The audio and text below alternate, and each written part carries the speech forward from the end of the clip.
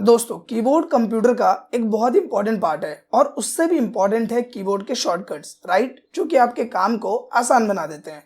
अब आज के इस वीडियो में हम सीखेंगे कि F1 से लेके F12 कीज को अगर आप कंट्रोल के साथ प्रेस करते हो तो उनकी मदद से क्या होगा। मतलब control F1, control F2, control F3 और इसी तरीके से कंट्रोल F12 तक की कीज के सारे शॉर्टकट्स आज के इस वीडियो में आप सीखने वाले हो।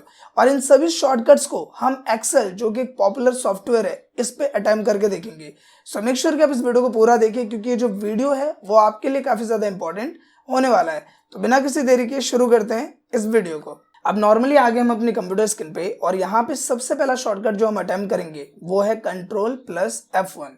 तो बेसिकली कंट्रोल प्लस F1 सबसे ज्यादा यूज किया जाता है, जिसकी मदद से आपका जो ये रिबन है, आप देख पा रहे हैं यहाँ पे होम टैब का एक रिबन है, ये सारे टूल्स हैं। इंसर्ट का जो रिबन है, तो जितने भी टूल्स हैं वो सब कहाँ पे आ रखे हैं, इस रिबन में आ रखे हैं, जो व्हाइट वाला पोर्शन है। तो अगर मैं कंट्रोल F1 को कीबोर्ड से प्रेस करूंगा तो आप देखेंगे जो रिबन है वो गायब हो जाएगा।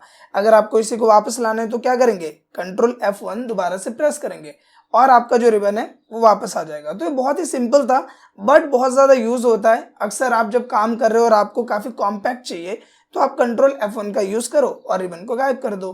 अब दोस्तों बात करते हैं दूसरे इंपॉर्टेंट शॉर्टकट की जो कि है control plus F2। Control plus F2 की मदद से यूज होता है प्रिंट प्रीव्यू। क्या होता है? Print preview. अब ये क्या है और एक्सेल में इसकी क्या जरूरत है? देखो, आपको पता है कि एक्सेल की जो शीट है वो बहुत ज्यादा बड़ी है, राइट। मतलब अभी अगर मैं इसे छोटा करूं तो आप देखोगे कि ये सब क्या है, एक्सेल की शीट ही है। लेकिन ये जो डेटा प्रिंट करोगे वो क्या होगा, एक A4 साइज के पेपर में आप इसको प्रिंट करोगे। तो कंट्रोल F2 की मदद से हम प्रिंट प्रीव्यू करते हैं, जिससे हमें ये पता चल जाता है कि एक पेज में कितना डेटा प्रिंट होगा। कहने का मतलब देखो, यहाँ पे भी डेटा है, यहाँ पे भी है, यहाँ पे भी है। और इस वाले को मैं थोड़ा कलर चेंज कर देता हूँ ताकि आप एनालाइज कर सको इसे। जैसे ये कर दिया हमने। अब मैं देखो यहाँ पे कंट्रोल F2 करूंगा तो आप यहाँ पे नोटिस करोगे कि ये पूरा का पूरा आ गया है यहाँ पे। और सिर्फ नेम राजेश, मैं इसको थोड़ा सा यहाँ पे बड़ा कर देता हूँ, आप एनालाइज कर पाओगे तब। देखो ये आया और सिर्फ इसका नेम सेक्शन आया।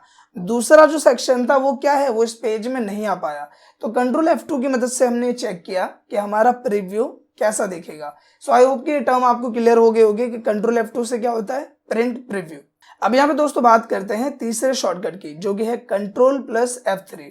देखो, कंट्रोल प्लस F3 की मदद से आपका कोई भी डेटा है उसे आप एक नेम प्रोवाइड कर सकते हो। कहने का मतलब, जैसे ये मेरा एक डेटा है, हमने एक रिजल्ट का डेटा बनाया हुआ है और मैं चाह रहा हूं कि ये जो डेटा रेंज है इसको मैं एक नाम प्रोवाइड कर दूं। तो इसके लिए हम करेंगे क्या, सिंपल हम साइड में क्लिक कर लेते हैं और प्रेस करते हैं कंट्रोल प्लस F3। तो यहाँ पे क्या आ गया, नेम मैनेजर। आप ऑन स्क्रीन देख पा रहे होंगे क्या है, नेम मैनेजर। अब यहाँ पे हमें न्यू पे क्लिक करना है। क्लिक करने के बाद ये नेम पूछ रहा है, तो नेम मैं यहाँ पे दे देता हूँ माई डेटा। क्या दे दिया मैंने, माई डेटा। और देने के बाद यहाँ पे ये रेफर्स टू ये रेंज है आपकी, जो आप ये देख पा रहे हो। तो मैं इसे कट करता हूँ और इस रेंज को हम दोबारा से सेलेक्ट कर लेते हैं कुछ इस तरह से। और मैंने किया ओके और हमने इसे कर दिया क्लोज। तो अब यहां से यहां तक का जो डेटा है, देखो जैसे मैं पूरे डेटा को सेलेक्ट करूंगा तो आप यहाँ पे नोटिस करना, ये नेम मैनेजर है। तो जैसे मैं इसे सेलेक्ट करूंगा, यहाँ पे क्या लिखा आ रहा है, माई डेटा। और अगर मैं कोई फॉर्मूला टाइप करूं, सपोज मैंने लिखा इक्वल SUM, एक फॉर्मूला लिखा मैंने, और यहाँ पे मैं लिखता हूँ माई डेटा। तो जैसे मैं ये लिखूंगा आप देखोगे पूरी की पूरी रेंज ऑटोमेटिकली सेलेक्ट हो गई।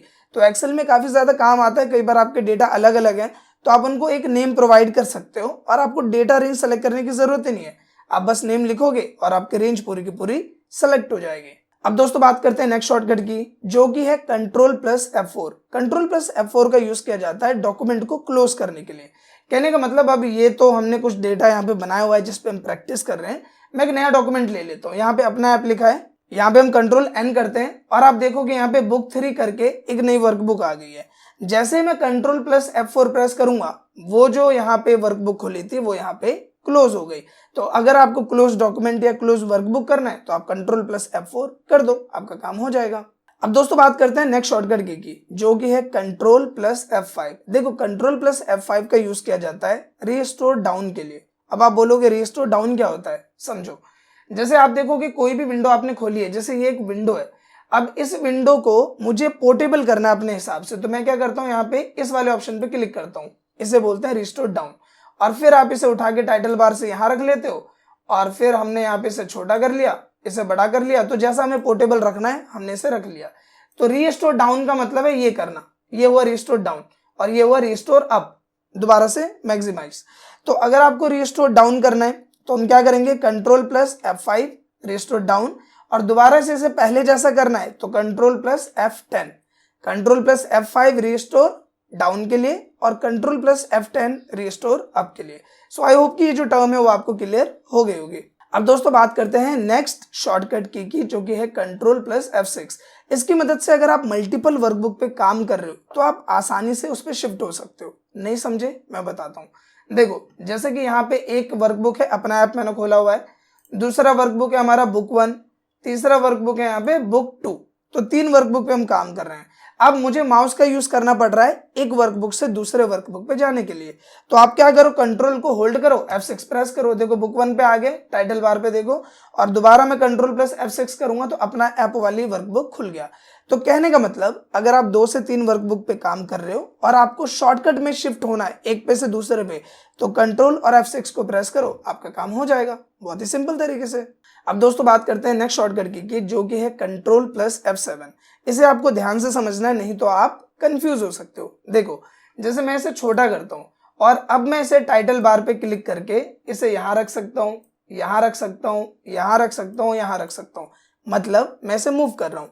इसी काम को अगर आपको शॉर्टकट में करना है तो आप कैसे करोगे, देखो सबसे पहले तो रिस्टोर डाउन कैसे करते हैं, कंट्रोल प्लस F5 किया, रिस्टोर डाउन हो गया।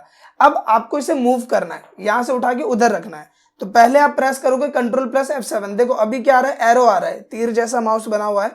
मैं जैसे ही कंट्रोल प्लस F7 करूंगा यहाँ पे डायरेक्शन वाला बन गया, देख पा रहे होंगे आप। इसके बाद जो एरो कीज होती है उसका यूज करना है, तो एरो की मदद से मैं इसे इधर ले जाऊंगा और थोड़ा सा नीचे किया मैंने और थोड़ा आगे किया, जैसे मैं एंटर प्रेस करूंगा ये वहां पे मूव हो जाएगा। समझ में आया? तो कंट्रोल प्लस F7 किया, डायरेक्शन सिंबल बना, फिर इसको जहां पे भी लेके जाना है एरो कीज की मदद से लेके जाओ और एंटर करो, ये वहां पे पहुंच जाएगा। अब दोस्तों बात करते हैं नेक्स्ट शॉर्टकट की जो कि है कंट्रोल प्लस F8, और ये भी इसी से मिलता जुलता है, थोड़ा ध्यान से समझिए। जैसे अभी आपने इसे इस साइज में रखा हुआ है, आपको थोड़ा सा इसे एक्सपेंड करना है। जैसे यहाँ पे आए और इस तरीके से एरो सिंबल आया तो मैंने इसको ऐसे बड़ा कर दिया, फिर यहाँ पे आए फिर मैंने इसे ऐसे बड़ा किया, राइट। तो यही काम अगर आपको शॉर्टकट में करना है तो आप कर लो कंट्रोल प्लस F8। अभी देखो यहाँ पे एरो आ रहा है, मैं यहाँ पे कंट्रोल F8 करूंगा, यहाँ पे डायरेक्शन सिंबल बन गया। अब जब आप एरो की मदद से इसे आगे की तरफ कर रहा हूं, मैं राइट हैंड साइड में आगे बढ़ा रहा हूं और ये मैं एरो से कर रहा हूं, माउस यहाँ पे हमने टच नहीं किया, माउस ये रहा, तो हमने इसे यहाँ पे एरो की मदद से आगे किया और डाउन एरो की मदद से नीचे आगे बढ़ाया। आप देखो मैं यहाँ पे क्लिक कर रहा हूँ डाउन एरो की को, जैसे मैं एंटर करूंगा ये रिसाइज हो जाएगा। मतलब अगर आपको शॉर्टकट में इसे रिसाइज करना है, रिस्टोर डाउन विंडो को रिसाइज करना है, तो पहले कंट्रोल प्लस F8 करो और फिर एरो की मदद से उसे रिसाइज कर लो, बहुत सिंपल तरीके से। अब दोस्तों बात करते हैं नेक्स्ट शॉर्टकट की जो कि है कंट्रोल प्लस F9। क्या है? Control plus F9। अभी अगर आपको मिनिमाइज करना है तो आप कहां से करोगे, यहाँ पे क्लिक करोगे, मिनिमाइज हो जाएगा, ये क्या मिनिमाइज हो गया। और इसी तरीके से अगर आपको शॉर्टकट में मिनिमाइज करना है तो कंट्रोल और F9 प्रेस किया, मिनिमाइज हो गया, बड़े सिंपल तरीके से। कंट्रोल प्लस F10 का यूज आप देख चुके हो, जो हमने कंट्रोल प्लस F5 किया था रिस्टोर डाउन, और कंट्रोल प्लस F10 करेंगे तो रिस्टोर अप। तो यहां तक आपको क्लियर हो गया होगा। अब बात करते हैं कंट्रोल प्लस F11 और कंट्रोल प्लस F12 की। अब दोस्तों बात करते हैं सेकेंड लास्ट शॉर्टकट की जो कि है कंट्रोल प्लस F11। देखो नॉर्मली अगर आप वर्कबुक पे देखो तो अभी यहाँ पे मैंने सिर्फ एक शीट ली है, शीट 1, जो कि ऑन स्क्रीन आपके सामने है। और अगर हम कंट्रोल प्लस F11 प्रेस करेंगे तो यहाँ पे एक मैक्रो शीट आ जाएगी। एज ए एक्सेल यूजर आपको पता होगा कि macro one of the important part होता है एक्सेल का, और अगर नहीं पता होगा तो आगे आप पढ़ोगे तो आप समझ जाओगे। सो बेसिकली अगर आपको मैक्रो शीट लेनी है तो आप कंट्रोल प्लस F11 प्रेस करो और सिंपल आप देखोगे कि यहाँ पे मैक्रो 1 करके एक नई शीट ऑटोमेटिकली इंसर्ट हो जाएगी। अब यहाँ पे बात करते हैं सबसे लास्ट शॉर्टकट की जो कि है कंट्रोल प्लस F12। इसका यूज किया जाता है किसी भी सेव्ड फाइल को ओपन करने के लिए। जैसे मैं कंट्रोल प्लस F12 करूंगा तो आप यहाँ पे देखोगे कि डॉक्यूमेंट सेक्शन खुल गया है और जितनी भी आपके एक्सेल की फाइल है सब ऑन स्क्रीन आपके सामने, जो भी आपको खोलना है उसे आप क्लिक करो और ओपन कर लो, सिंपल। तो ये सिंपल टर्म है कि कंट्रोल प्लस F12 से जो भी आपकी सेव्ड फाइल है उसे आप ओपन कर सकते हो। सो आई होप कि दोस्तों जितने भी शॉर्टकट्स है वो आपको पसंद आए हो। अगर ये वीडियो आपको अच्छी लगी तो प्लीज वीडियो को लाइक करें, शेयर करें, साथ ही कमेंट करके अपना फीडबैक जरूर दें। Thank you.